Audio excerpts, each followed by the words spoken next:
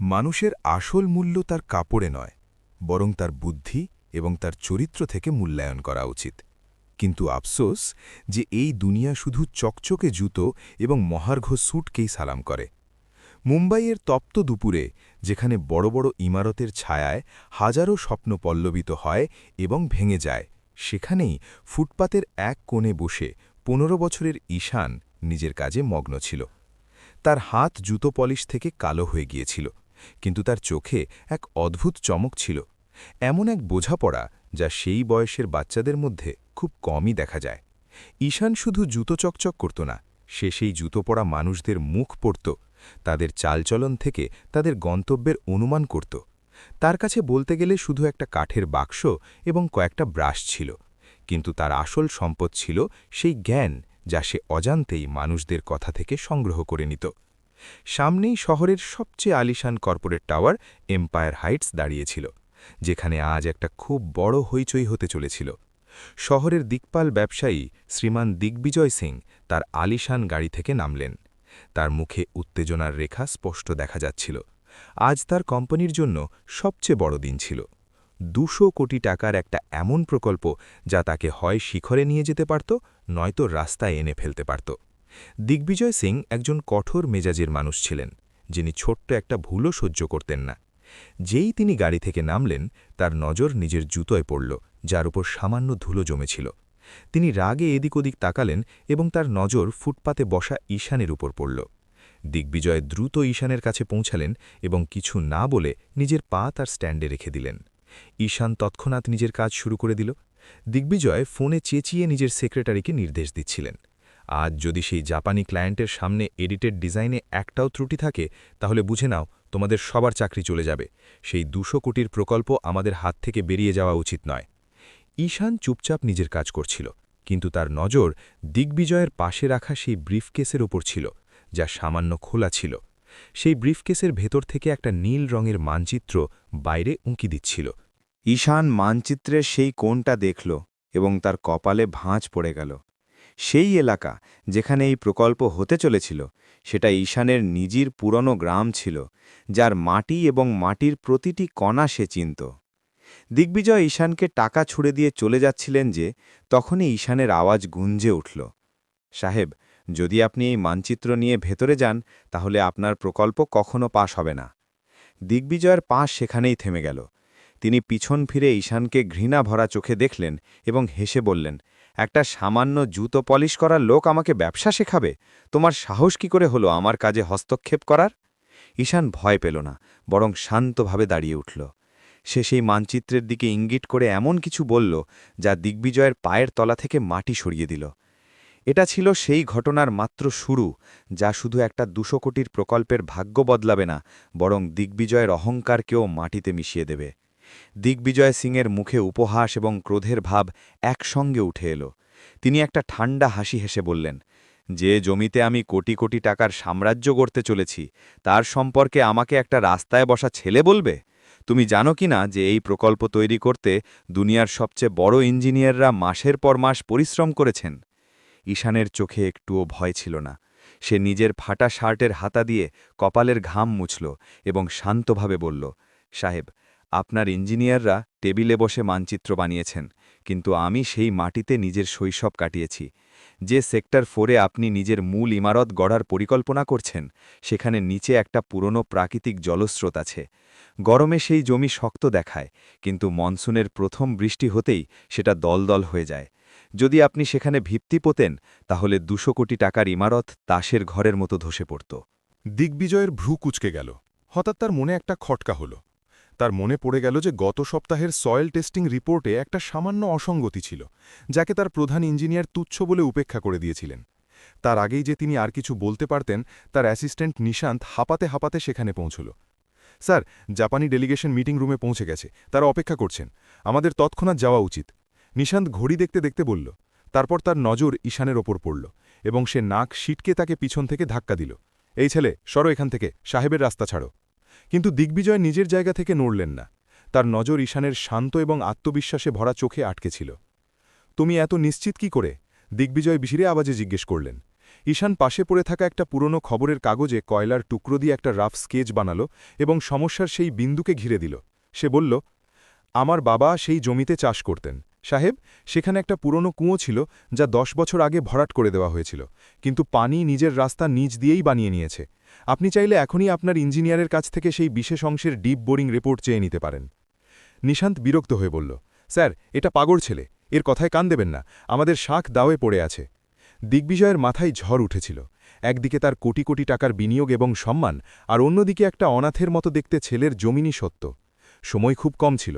দিগ্বিজয় একটা গভীর শ্বাস নিলেন এবং এমন কিছু করলেন যার আশা কেউ করেনি। তিনি নিজের ভারী ব্রিফকেস ঈশানের দিকে বাড়িয়ে দিয়ে বললেন, ভেতরে চলো।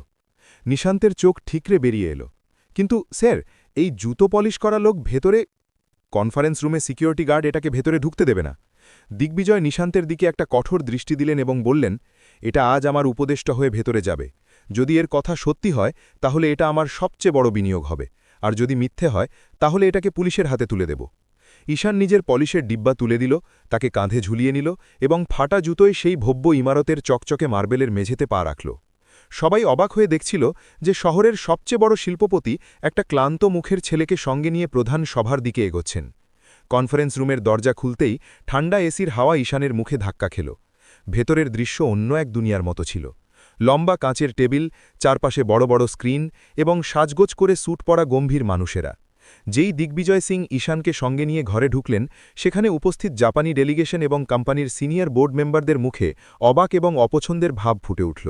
জাপানি প্রতিনিধি শ্রীমান তানাকা নিজের চশমা ঠিক করতে করতে দিগ্বিজয়ের দিকে প্রশ্নবোধক চোখে তাকালেন। কোম্পানির প্রধান ইঞ্জিনিয়ার মিস্টার খান্না নিজের জায়গা থেকে উঠে দাঁড়ালেন এবং ফিসফিস করে বললেন, স্যার, এটা কি মজা? আমরা 200 কোটির ডিল সই করতে চলেছি, আর আপনি এই ছেলেকে এখানে নিয়ে এলেন। দিগ্বিজয় হাতের ইশারায় সবাইকে শান্ত করলেন এবং নিজের চেয়ারে বসতে বসতে বললেন, মজা আমি করিনি, বরং আমাদের সয়েল টেস্টিং রিপোর্ট করছে। খান্নাজি, আপনি সেক্টর 4-এর ফাউন্ডেশনের প্রেজেন্টেশন শুরু করুন। খান্না হিচকিচাতে হিচকিচাতে স্ক্রিনে ডিজিটাল মানচিত্র চালালেন। যেই স্ক্রিনে ইমারতের ভিত্তির ডিজাইন উঠে এলো, ঈশান নিজের জায়গা থেকে উঠে স্ক্রিনের কাছে চলে গেল। সিকিউরিটি গার্ড তাকে আটকাতে এগিয়ে এলো, কিন্তু দিগ্বিজয়ের একটা কঠোর দৃষ্টি তাদের পিছিয়ে যেতে বাধ্য করল। ঈশান স্ক্রিনের সেই বিন্দুতে ছুঁয়ে দিল যেখানে প্রধান পিলার দাঁড়াতে চলেছিল। এখানে ঈশানের আওয়াজ পুরো ঘরে গুঁজে উঠল, যদি আপনারা এখানে খোঁড়াখুড়ি করেন তাহলে মাটি নয় বরং কাদা পাবেন। এখান থেকে 200 মিটার দূরে একটা পুরনো বটগাছ আছে, যার শিকড় আজও পানি টেনে নিচ্ছে।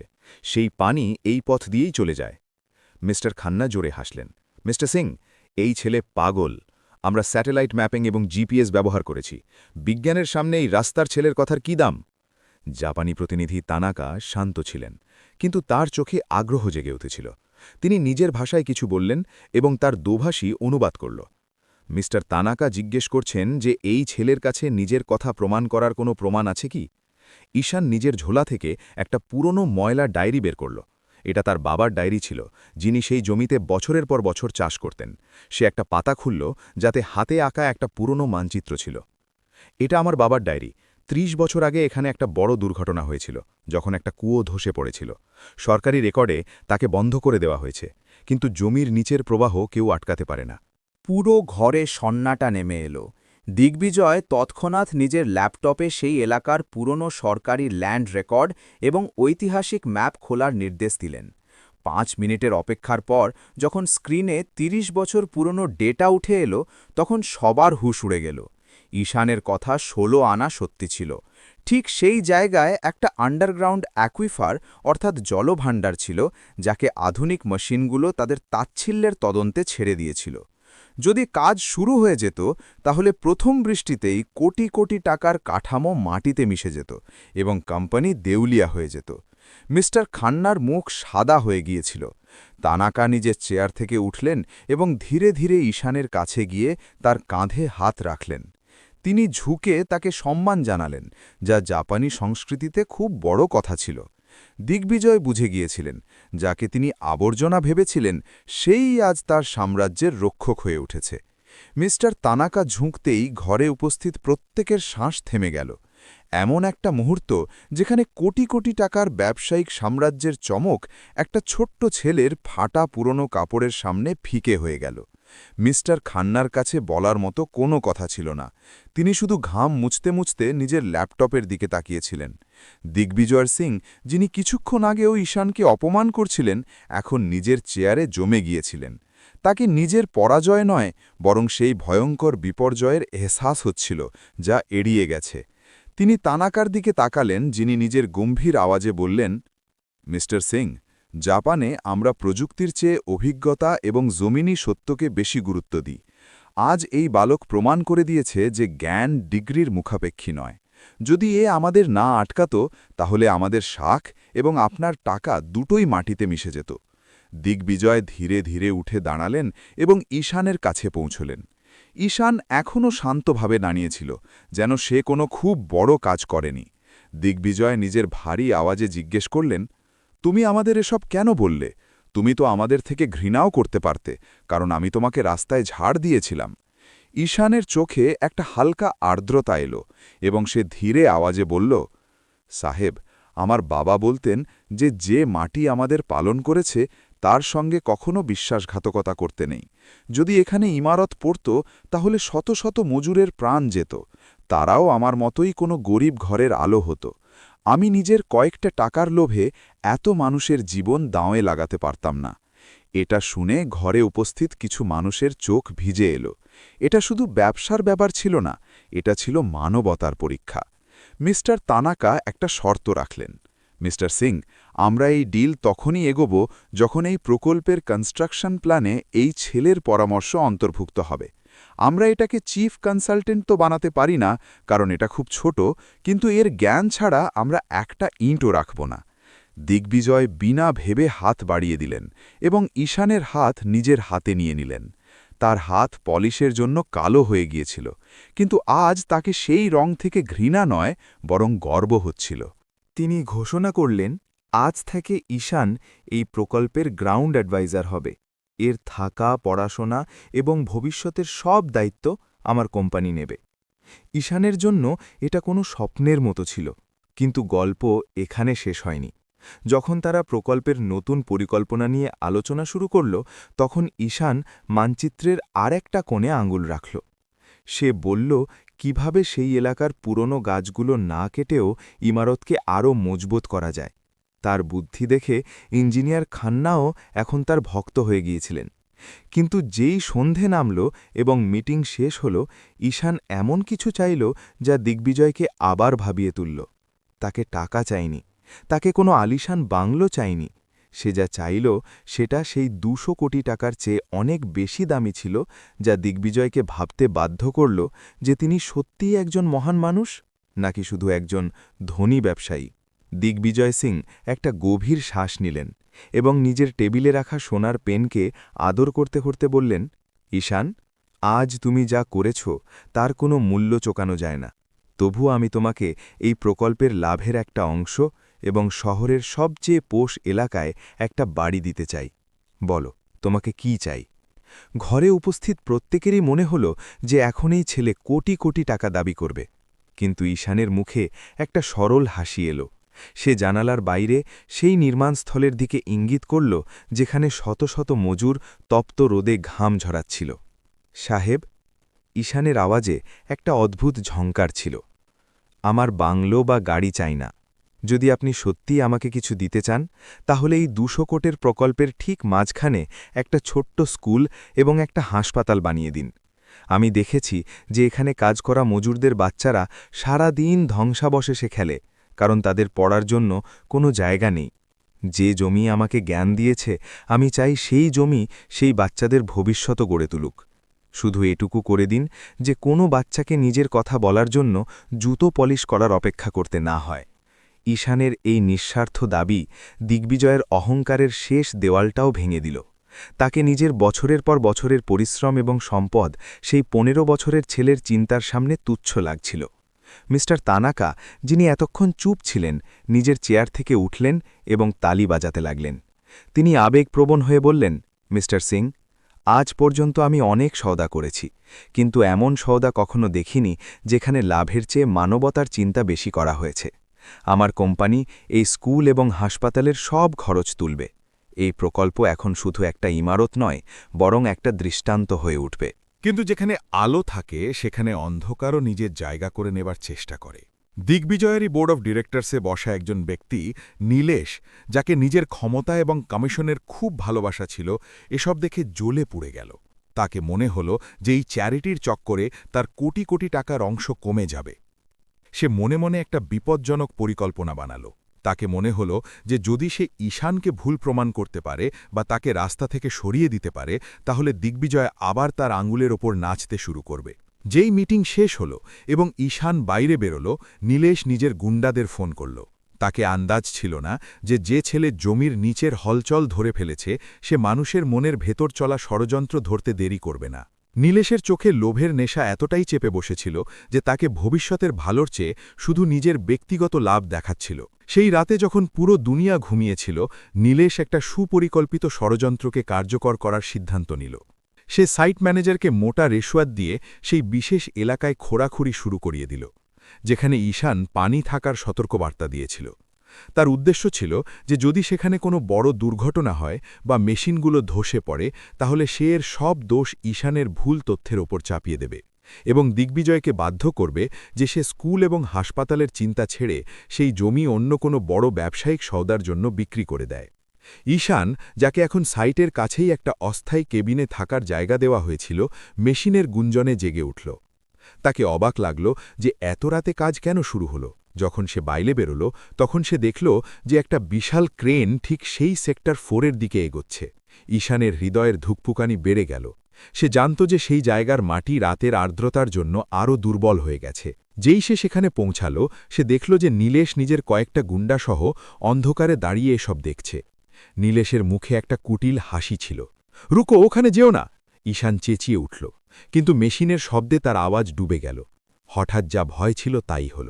যেই ক্রেনটা নিজের ভারী পা জমিতে ঢোকাল, মাটি নিজের সঙ্গ ছেড়ে দিল। একটা জোরালো বিস্ফোরণের মতো আওয়াজ হল এবং জমির ভেতর থেকে পানির ফোয়ারা বেরিয়ে এলো। ক্রেনটা একদিকে হেলতে লাগল এবং তার মধ্যে বসা অপারেটর ভয়ে চিৎকার করতে লাগল। কিন্তু পরিস্থিতি তখন আরও ভয়ঙ্কর হয়ে উঠল যখন নীলেশ, যে কাছ থেকে নিজের জয় দেখতে গিয়েছিল, জমি ধসার জন্য সেই দলদলের চাপে পড়ে গেল। তার পা কাদায় আটকে গেল এবং সে দ্রুত নিচে টানতে লাগল। তার গুন্ডারা, যারা শুধু টাকার জন্য তার সঙ্গে ছিল, ভয়ে পালিয়ে গেল। নীলেশ মৃত্যুকে সামনে দেখে চেঁচাতে লাগল। তখন সে দেখল যে ছেলেকে সে ধ্বংস করতে চেয়েছিল, নিজের প্রাণের পরোয়া না করে একটা মোটা দড়ি নিয়ে তার দিকে দৌড়ে আসছে। ঈশান এক মুহূর্তও না হারিয়ে দড়ির একটা মাথা কাছের মজবুত খুঁটিতে বাঁধল এবং অন্য মাথা নীলেশের দিকে ছুঁড়ে দিল। সাহেব, এটা ধরুন, ঘাবড়াবেন না। ঈশানের চোখে কোনো প্রতিশোধ ছিল না, শুধু একটা তীব্র ইচ্ছা ছিল কারো প্রাণ বাঁচানোর। নীলেশ কাঁপা হাতে দড়ি ধরল। ঈশান নিজের পুরো শক্তি লাগিয়ে তাকে বাইরে টানার চেষ্টা করল। কাদার চাপ বাড়ছিল, কিন্তু ঈশানের সংকল্পের সামনে সেটাও হার মানল। যতক্ষণ না দিগ্বিজয় এবং সিকিউরিটি গার্ড সেখানে পৌঁছল, ঈশান নীলেশকে মৃত্যুর মুখ থেকে বাইরে টেনে এনেছিল। নীলেশ এখন জমিতে পড়ে ভয়ে কাঁপছিল এবং তার চোখে লজ্জার অশ্রু ছিল। পরের সকালে যখন সূর্যের প্রথম রশ্মি সেই নির্মাণস্থলকে স্পর্শ করল, তখন দৃশ্য পুরোপুরি বদলে গিয়েছিল। কাদা এবং দলদলের মাঝে দাঁড়িয়ে থাকা সেই বিশাল ক্রেনকে দেখে মনে হচ্ছিল যেন সে কোনো বিনাশের সাক্ষী হয়ে আছে। দিগ্বিজয় সিং সেখানে পৌঁছে গিয়েছিলেন এবং রাতের নাটকের একটা একটা কথা তার জানা হয়ে গিয়েছিল। নীলেশ এখনও আতঙ্কে ছিল। সে হাঁটুতে ভর দিয়ে বসে কাঁদছিল। তাকে নিজের প্রাণ বাঁচার আনন্দের চেয়ে নিজের নিজ কাজ ধরা পড়ার ভয় বেশি তাড়া করছিল। সে দিগ্বিজয়ের পায়ে পড়ে নিজের সব ষড়যন্ত্র স্বীকার করে নিল। দিগ্বিজয়ের মুখ রাগে লাল হয়ে উঠেছিল।